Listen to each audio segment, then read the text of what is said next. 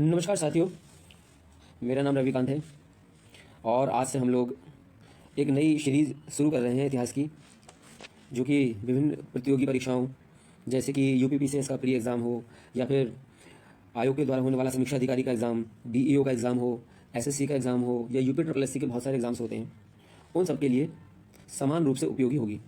तो इस इतिहास के क्रम में आज हम प्राचीन भारत का इतिहास शुरू करेंगे और हम प्रयास करेंगे कि उन सारे इंपॉर्टेंट फैक्ट्स को एनालिसिस के साथ सारे घटनाक्रम को आपस में जोड़ते हुए आपको समझाएं, ताकि केवल आप चीज़ों को रटें नहीं, उनको अच्छे से समझ भी पाएँ। तो आज शुरू कर रहे हैं हम लोग प्राचीन भारत का इतिहास। आइए शुरू करते हैं। देखिए, जैसे कि आप सब लोग जानते ही होंगे कि उत्तर में हिमालय से लेकर दक्षिण में समुद्र तक फैला हुआ जो उपमहाद्वीप है, ये भारतवर्ष के नाम से जाना जाता है। यहाँ नीचे तक इस तरह से फैला हुआ है, ये ऊपर इसे नीचे करके दिखा देते हैं, यहाँ पर जगह नहीं है, ठीक है। ये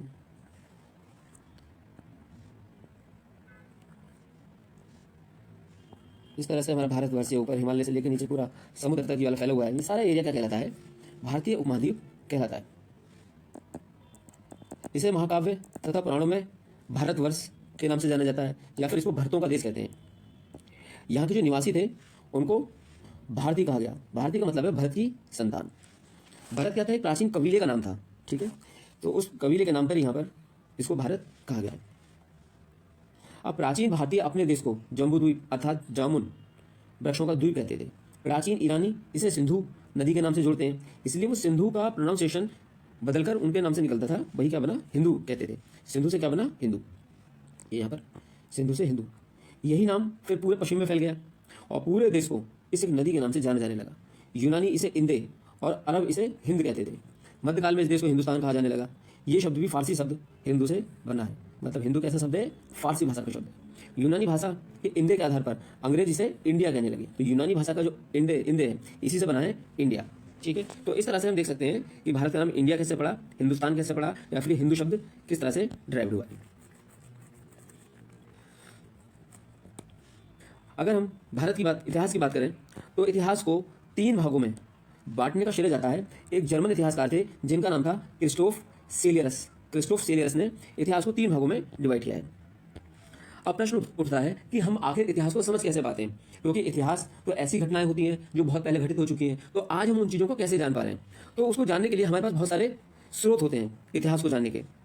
तो उन स्रोतों में जैसे कि बहुत सारे धर्म ग्रंथ हैं, जैसे कि रामायण है, महाभारत है, ठीक है। हिंदू धर्म में इस तरह के हैं और अन्य धर्मों में भी बहुत सारे हैं। तो बहुत से हमें धर्म ग्रंथों से ये जानकारी मिलती है।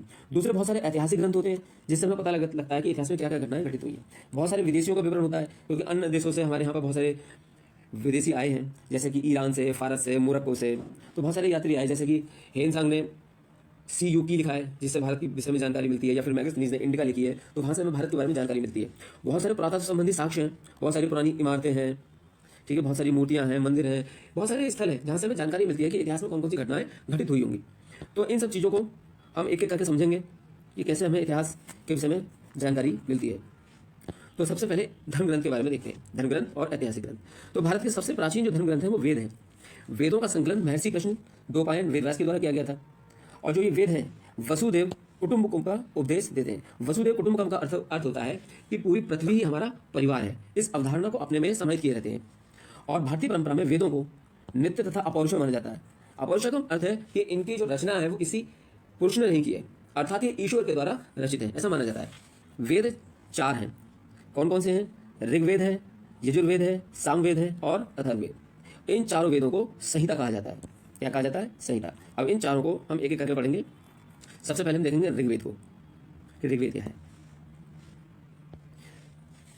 बहुत सारे जो श्लोक हैं, बहुत सारी ऋचाएं हैं, उनके क्रमबद्ध ज्ञान का संग्रह ऋग्वेद के अंदर है। तो उन सारी ऋचाओं के क्रमबद्ध ज्ञान के संग्रह को हम ऋग्वेद कहते हैं। इसमें 10 मंडल हैं, अर्थात 10 चैप्टर्स में डिवाइडेड है। 10 मंडल हैं, 1028 सूक्त हैं इसमें, और 10,462 ऋचाएं हैं, मतलब इस श्लोक है इसके अंदर 10,462। अब जितने भी ये वेद हैं, इन सारे वेदों को पढ़ने वाले अलग अलग ऋषि हुआ करते थे, जिनके अलग अलग नाम थे। तो इसी क्रम में जो ऋग्वेद है, ऋग्वेद के पढ़ने वाले ऋषि को कहा जाता है होत्र। क्या कहा जाता है? होत्र कहा जाता है। और इस वेद से हमें किस चीज़ की जानकारी मिलती है कि जो आर्य थे उनकी राजनीतिक प्रणाली कैसी थी, इतिहास कैसा रहा है उस समय का, और ईश्वर की महिमा के बारे में हमें जानकारी मिलती है। किससे मिलती है? ऋग्वेद से जानकारी मिलती है। अब ऋग्वेद में अगर थोड़ा डिटेल में हम जाते हैं तो उसमें बहुत सारे मंडल हैं, हमें सारे मंडल नहीं पढ़ने हैं, हमें वो मंडल पढ़ने हैं जो परीक्षा के पॉइंट ऑफ व्यू से इंपॉर्टेंट है। अब जैसे कि इसमें तीसरा मंडल है, तो तीसरा मंडल जो है ये सूर्य देवता को, जो सावित्री हैं उनको समर्पित है, और इसकी रचना की है विश्वामित्र ने। और इसका जो 9वां मंडल है वो देवता सोम का उल्लेख है उस 9वें मंडल में। इसके 8वें मंडल में कुछ हस्तलिखित श्लोक हैं, हस्तलिखित ऋचाएं हैं, जिनको क्या कहा जाता है, खिल कहा जाता है या खिल भी कहा जाता है, 8वें मंडल में है।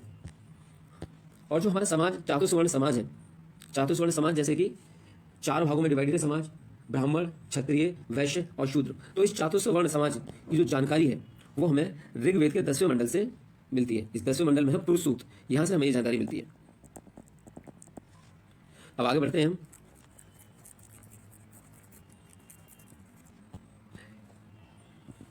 ये ऋग्वेद हो गया।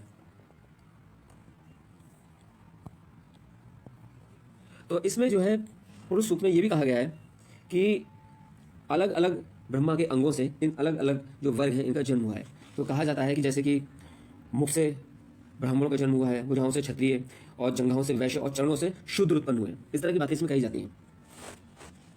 ऋग्वेद में कई सारे परीक्षावेद में एक शब्द दिया गया है अघन्य, इसको अघन्य भी कहते हैं, अघन्य भी बोलते हैं। इसका संबंध है गाय से। अघन्य का मतलब है यहाँ पे गाय, मतलब गाय को एक ऐसा पशु माना गया है जिसका वध नहीं किया जा सकता, इसलिए उसको अघन्य कहा गया है। अब अगले वेद को पढ़ने से पहले कुछ और एक इंपॉर्टेंट चीज देखते हैं। जैसे कि अभी जो हमारा कैलेंडर है, आपने जहाँ पढ़ते होंगे तो लिखा आता है ईसा पूर्व, या फिर इंग्लिश में लिखा होता है BC, बिफोर क्राइस्ट। इसका क्या मतलब है?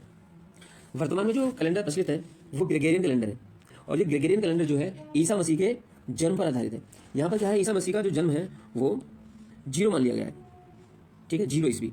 अब 0 ईस्वी से पहले की जितनी भी घटनाएं हैं उनको हम बोलते हैं ईसा पूर्व। जैसे कि इनके जन्म से 2 साल पहले की अगर कोई घटना है तो उसको क्या बोला जाएगा, 2 ईसा पूर्व, या फिर कहेंगे हम 2 BC, 2 बिफोर क्राइस्ट। ये 100 साल पहले की घटना है तो 100 ईसा पूर्व। और ईसा मसीह के जन्म की जो बाकी घटनाएं होंगी उनको बोलते हैं हम AD।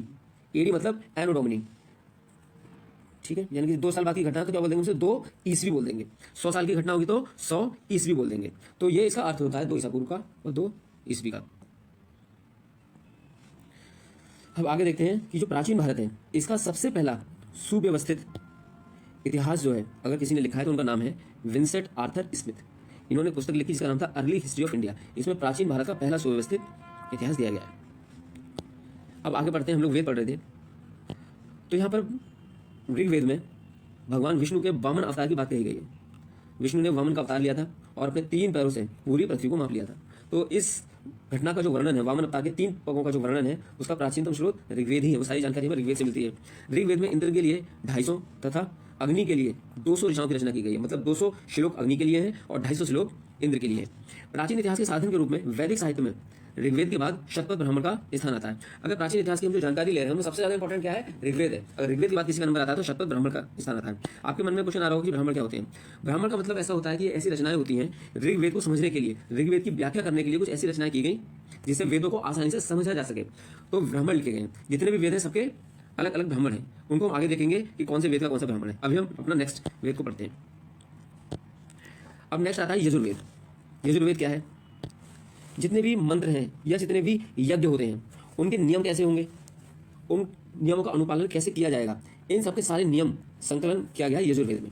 और जिस तरह से अभी हमने देखा कि ऋग्वेद को पढ़ने वाले होत्र कहलाते थे, उसी तरह से यजुर्वेद को पढ़ने वाले अथर्वण कहलाते हैं, क्योंकि अलग अलग वेद को पढ़ने के लिए अलग अलग ऋषि हुआ करते थे। अभी हमने देख लिया कि यज्ञों के नियमों विधि विधानों का सारा संकलन यजुर्वेद में मिलता है। बलिदान विधि सब इसी में दी गई है। और ये इकलौता ऐसा वेद है जो कि गद्य और पद्य दोनों में है। ठीक है, यजुर्वेद जो गद्य पद्य दोनों में है। आगे देखते हैं सामवेद। सामवेद का जो शाब्दिक अर्थ है वो है गान। इस वेद में मुख्यतः यज्ञों के अवसर पर जो ऋचाएं गाई जाती थी, जो मंत्र गाए जाते थे, उनका वर्णन इसमें किया गया है। और इसका पाठ करने वाले को या इसको गाने वाले को बोलते हैं उद्गात्र, उद्गात्र बोलते हैं। इसका संकलन ऋग्वेद पर ही आधारित है, क्योंकि बहुत सारे सूक्त जो है इसमें ऋग्वेद से ही लिए गए हैं। बहुत कम ऐसे सूक्त हैं इसमें जो नए हैं, बाकी सारे ऋग्वेद से ही लिए गए हैं। इसको भारतीय संगीत का जनक कहा जाता है। यजुर्वेद और सामवेद ये 2 वेद ऐसे हैं इसमें कोई विशेष ऐतिहासिक घटना का वर्णन नहीं मिलता है, जबकि ऋग्वेद में और अथर्ववेद में ऐतिहासिक घटनाओं का वर्णन मिलता है। अब आता है अथर्ववेद। अथर्ववेद को अथर्ववेद इसलिए कहते हैं क्योंकि अथर्व ऋषि के द्वारा इसको रचा गया था। इसमें कुछ मंत्र तो ऐसे हैं जो कि ऋग्वेद से भी पुराने हैं। औषधियों का उल्लेख सबसे पहले ऋग्वेद में ही मिलता है। अब देखते हैं ऐतिहासिक दृष्टि से अगर हम बात करें तो अथर्ववेद का महत्व इस बात में है कि इसमें सामान्य मनुष्यों के विचारों और अंधविश्वासों का वर्णन मिलता है। जैसे कि जितने भी जादू टोना इन सारी चीजों की बात अथर्ववेद में कही गई है। अथर्ववेद का जो प्रतिनिधि सूक्त है उसका नाम है पृथ्वी सूक्त। अब अथर्ववेद में जो कुरु वंश था उनके जो राजा हैं वो परीक्षित को राजा बताया गया है, कुरुओं को राजा परीक्षित को बताया गया है। ये बात किसमें लिखी है? अथर्ववेद में मिलती है। सभा और समिति को प्रजापति की तो पुत्रियां कहा गया है। दो प्रकार की असेंबली हुआ करती थी, एक सभा और समिति। तो सभा क्या थी? जिसमें सामान्य लोग भाग लिया करते थे वो सभा थी, और जिसमें विशेष लोग भाग लिया करते थे समिति थी। इसको डिटेल में हम आगे पढ़ेंगे। अभी केवल आप इतना जान लीजिए कि सभा और समिति को प्रजापति की दो पुत्रियां किस वेद में कहा गया है, तो उसका नाम है अथर्ववेद। अब वेद जो थे इनकी बहुत सारी शाखाएं थी जो कि वेदों का अध्ययन करने के लिए, उनकी व्याख्या करने के लिए इंपॉर्टेंट थी। जैसे कि ऋग्वेद से जुड़ी एकमात्र शाखा है शाकल शाखा। तो प्रश्न इस प्रकार से आ सकता है कि शाकल शाखा निम्नलिखित में से किस वेद से जुड़ी है? तो ऋग्वेद से जुड़ी है। यजुर्वेद को दो शाखाओं में डिवाइड किया गया है, शुक्ल यजुर्वेद और कृष्ण यजुर्वेद। अब जो शुक्ल यजुर्वेद और कृष्ण यजुर्वेद हैं इनको भी आगे फिर और कई सारे भागों में डिवाइड किया जाता है। जैसे कि जो शुक्ल यजुर्वेद है इसको मानधे दिन और काणु में डिवाइड किया गया है। बांजस न्याय संहिता भी इसी का भाग है। कृष्ण यजुर्वेद जो है इससे जुड़ी शाखाएं कौन कौन सी हैं? काठक, कपिस्टल, मैत्रायणी, तैतरीय, ये सारी शाखाएं जो है कृष्ण यजुर्वेद की हैं। कौतुम, राणायनीय, जैमिनीय और तलवकार ये अन्य शाखाएं जो कि सामवेद की हैं। अथर्ववेद की शाखाएं शौनक और पेंपलाद हैं। तो इसमें जो इंपॉर्टेंट है ज़्यादा वो तो यह है, एक तो यह है कि एक सेकेंड, ये यजुर्वेद को शुक्ल यजुर्वेद और कृष्ण यजुर्वेद दो शाखाओं में डिवाइडेड किया गया है। अथर्ववेद की शाखाएं शौनक और पेंपलाद हैं, और आप देख सकते हैं शाकल शाखा ऋग्वेद से जुड़ी हुई है। ये इसमें ज़्यादा इंपॉर्टेंट है। इन चारों वेदों में सबसे प्राचीन वेद है ऋग्वेद और सबसे बाद का वेद है अथर्ववेद। ठीक, तो ये सारे वेद हो गए हैं।